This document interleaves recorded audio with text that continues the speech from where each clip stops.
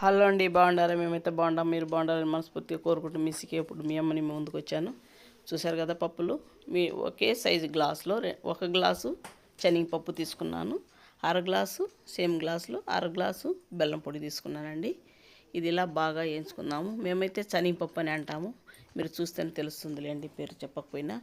మీరైతే ఇంకా పుట్నాల పప్పు అంటారు, మా సైడ్ చిత్తూరు సైడ్ అయితే శనగపప్పు అని అంటామండి.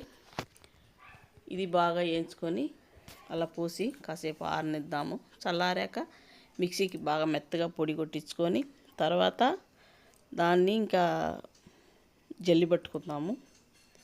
ఆరని అలా కాసేపు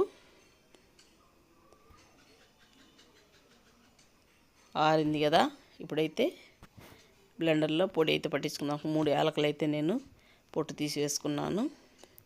అలా కూడా వేయచ్చు, జల్లి పెట్టేస్తాం కాబట్టి. అయినా నేను తీసి అలా వేసాను, మెత్తగా వస్తుందని. అయినా అది కొంచెం బరగబరగా ఉంది కాబట్టి జల్లి పెట్టేసినాను. దాంట్లో కొంచెం గింజలుగా ఉంటుంది కదా శనగపప్పులో, అది తీసేయాలి. అది మెదగదు, పొడి కాదండి, అందుకనేసి.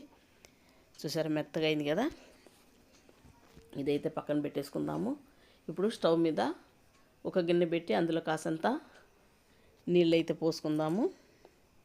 నీళ్ళు వేడెక్కాక మనం ముందే తీసి పెట్టుకున్న ఆ బెల్లం అయితే దాంట్లో వేసి పాకం తీసుకుందామండి. పాకం ఎలా తీసుకోవాలి అంటే, అలా లేత కాకుండా, లేతగా తీసుకున్నామంటే ఒక వారం కూడా ఉండదు, చెడిపోతుంది. అలాగే ముదిరిన చిన్నపిల్లలు కదా, నేనైతే మా మనవరాల కోసం చేస్తూ ఉన్నాను.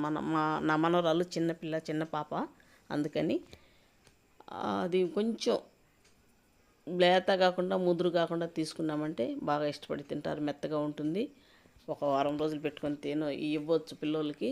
అయితే ఈ పుట్నాలు పొడిస్తే మంచిదండి, ఇష్టపడి తింటారు, బాగా ముద్దుగా బొద్దుగా కూడా తయారవుతారు.